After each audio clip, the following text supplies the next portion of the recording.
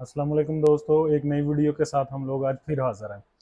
आज का हमारा टॉपिक एज यूजुअल पाकिस्तान की तरक्की के मामलात में जो भी हम लोग कर सकते हैं उसके बारे में हम लोग बात करेंगे। उसमें हम लोग जो भी पाकिस्तान में सबसे बड़ा मसला इस वक्त पाकिस्तान में एक्सपोर्ट और इंपोर्ट का डिफरेंट है। पाकिस्तान अगर अपनी एक्सपोर्ट को बढ़ा लेता है तो डेफिनेटली हम लोग ये जो डॉलर शॉर्टेज है इससे बाहर निकल सकते हैं। बेशक हम लोग अपनी इंपोर्ट को कम करके बहुत सारी मसाइल से बच तो रहे हैं, डॉलर को पूरा कर तो रहे हैं, लेकिन ये उस हद तक हमें कारआमद साबित नहीं हो सकता। अगर हम लोग कमा ही 10 अरब डॉलर रहे हैं, खर्चा हम लोग 10 अरब डॉलर तक कैसे लेके आ सकते हैं? ये नामुमकिन है या बहुत ही मुश्किल है। हाँ, हम लोग कर सकते हैं कि हम लोग अपनी एक्सपोर्ट को बढ़ाकर इसी 10 अरब को 23 अरब, 50 अरब या 100 अरब तक लेके जा सकते हैं। इसमें जो हम लोग पिछले भी डिस्कशन कर रहे हैं उसमें हम लोग यही बात बार बार की जा रही है कि हम लोग अपनी एक्सपोर्ट में किन किन शोबों पर तवज्जो दें। और उनमें से बहुत सारे शोबे आईटी या बहुत से टेक्सटाइल इंडस्ट्री या इनके बारे में हम लोग बात बहुत ज़्यादा करते हैं, या इनके बारे में फैसिलिटेशन भी गवर्नमेंट बहुत ज़्यादा करती है।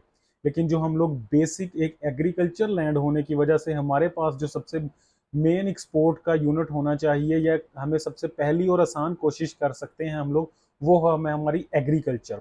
और एग्रीकल्चर में भी हमारा 52% जो शेयर्स है वो लाइफ स्टॉक से आता है। तो मेरी जो आज का हमारा टॉपिक होगा वो मेनली हमारा सबसे पहले एक्सपोर्ट की तरफ होगा, और livestock export, meat, poultry export और एग्स वगैरह की एक्सपोर्ट पे ज़्यादा से ज़्यादा हम लोग बात करेंगे। पाकिस्तान इस वक्त पाकिस्तान में जो सबसे मेन इशू जो चल रहा है वो है कि पाकिस्तान के पास पोल्ट्री इंडस्ट्री माशाल्लाह से बहुत ज़्यादा तरक्की कर ली है, और पाकिस्तान की जो पोल्ट्री इंडस्ट्री है उसमें जो एफसीआर और जो फीड कंजम्पशन रेशो से उसकी प्रोडक्शन ली जा रही है वो दुनिया के दी बेस्ट में से एक है। तो हम लोग ये बात, इसके साथ साथ ये भी ज़रूरी है कि जो बाहर वाले ममालिक हैं, यूरोप है, मिडल ईस्ट है, वहाँ पे जो एग प्रोडक्शन के साथ साथ वो क्वालिटी ऑफ मीट को अगर उनके मीट नहीं करते हम लोग तो वो परचेज नहीं करते। वहाँ पे इकोलाई साल्मोनेला फ्री मीट या एग्स की ज़रूरत होती है। तो हमें क्या चाहिए कि हमें अपने जो फ्लॉक्स हैं उनमें से इकोलाई और साल्मोनेला को ख़त्म करना चाहिए। ये कैसे ख़त्म होगा? ये हमारे जो ब्रीडर बर्ड्स हैं, पेरेंट्स ब्रीडर हैं, उनमें से अगर ये ख़त्म होगी तो ही ये नीचे एग्स में और जो हमारा ब्रीडर है उसमें से जाएगी। वो चूँकि अब बहुत बड़ी इन्वेस्टमेंट होती है ब्रीडर की, तो वो क्या करते हैं, वो एज सच अगर उनके ब्रीडर में एक दफ़ा इकोलाई या साल्मोनेला का मसला आ जाता है तो उसको कंटिन्यू करते हैं, उसको ख़त्म नहीं करते, उनको कल नहीं करते। लेकिन अगर वो इसको कल करें और गवर्नमेंट उसको कोई सब्सिडाइज कोई उसको एड वगैरह दे, उसको कोई पेमेंट करे उसकी, तो वो उसके लिए काम कर सकता है, और हम लोग अपनी एक्सपोर्ट को बाहर बढ़ाकर पाकिस्तान में जो इन दिनों में पोल्ट्री इंडस्ट्री पे प्रेशर बढ़ा हुआ है हम लोग उसको कम से कम कर सकते हैं। इसी तरह अगर हम लोग लाइफ स्टॉक की तरफ आ जाएं तो हम लोग लाइफ स्टॉक में अपने जानवरों को बेहतर पाल सकते हैं। हम 200 से 300 केजी के दरमियान का एक बछड़ा, एक जानवर मंडी से खरीद कर किसानों से खरीद कर उसको पाल सकते हैं, और उसको पाल के हम लोग ज़्यादा वेट बनाकर हम लोग उसको बाहर सेल कर सकते हैं, एक्सपोर्ट कर सकते हैं। अब मेरे बहुत सारे दोस्तों को ये प्रॉब्लम होगी कि वो खुद से एक्सपोर्ट कैसे करें। तो पाकिस्तान में इस टाइम पे शेखुपुरा, मुल्तान, लाहौर, फैसलाबाद के इर्द गिर्द बहुत सारे एक्सपोर्टर्स ऐसे बैठे हैं जिन्होंने एक फैक्ट्री सेटअप लगा लिया है। वो क्या करते हैं, आपसे ज़िंदा जानवर ख़रीदते हैं और आप से उसी ज़िंदा जानवर के आपको अच्छी खासी पेमेंट करते हैं, और उसको वो खुद से एक्सपोर्ट करते हैं। आप खुद को पहले इस लेवल तक ले आएँ कि आप उनको बेचें, और उसके बाद एक छोटे सेटअप से एक्सपोर्ट का माल शुरू करें और फिर उसको बढ़ाते हुए चले जाएं। अभी मेरे कुछ दोस्त ये भी सोचेंगे कि हम लोग तो एक एक्सपोर्टर को भी बहुत कम प्राइस पे, या हमारे पास इस कदर इन्वेस्टमेंट नहीं है कि हम लोग उसको कैसे दें। तो उसमें हमारे पास एक ऑप्शन ये आ जाती है, आप डिफरेंट मंडियां विजिट करें, वहां से एक तैयार जानवर, मैं ये नहीं कह रहा आप 300-200 केजी का एक जानवर उठाएं फिर उसको पालें, नहीं, आप एक रेडी टू सेल उठाएं, उसको आप खरीद लें, खरीद के आप जो एक्सपोर्टर है उसको बेच दें। आप इस ट्रेडिंग के दरमियान एक अच्छा खासा अमाउंट कमा लेंगे। इसी को अगर आप परसू करते चले जाएंगे तो आप एक टाइम पे ऐसा आपका सेटअप बन जाएगा जिससे आप खुद जानवरों को पालेंगे और फिर उनको एक्सपोर्ट करेंगे। और इसके अलावा जो सबसे बड़ी मंडी इस वक्त एक्सपोर्ट की खाली पड़ी हुई है, जिसमें से बहुत बड़ा शेयर हम लोग ले सकते हैं, वो है हलाल मीट की। यूरोप, अमेरिका, कनाडा, ऑस्ट्रेलिया, इन सारे ममालिक में जो भी पाकिस्तानी या मुस्लिम उम्मा के मुसलमान रहते हैं, उनको सबसे बड़ा मसला आ रहा है कि वहाँ पे हलाल मीट अवेलेबल नहीं है।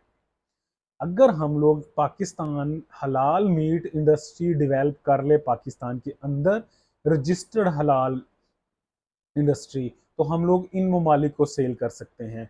जो हलाल मीट है वो डेफिनेटली जो बाहर दूसरा मीट मिल रहा है उससे ज़्यादा प्राइस पे टैग के बाद बिकता है।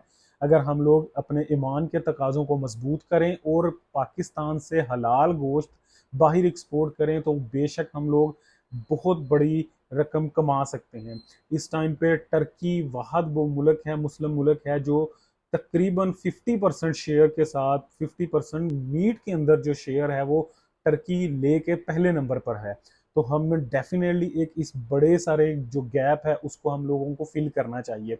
इसके अलावा हम लोग दूध की एक्सपोर्ट कर सकते हैं, खुश्क दूध की फैक्ट्रीज पाकिस्तान में बन सकती हैं। पोल्ट्री इंडस्ट्री जो डेवलप होके जिंदा मीट के साथ साथ हम लोग पैक्ड फ्रोज़न मीट बाहर बेच सकते हैं। उसकी डिफरेंट कैटेगरीज को उसको डिफरेंट हम लोग इंडस्ट्री में फूड इंडस्ट्री को डेवलप कर सकते हैं, जिसमें मीट और मीट की बाई प्रोडक्ट बना के बेच सकते हैं। इसके अलावा हम लोग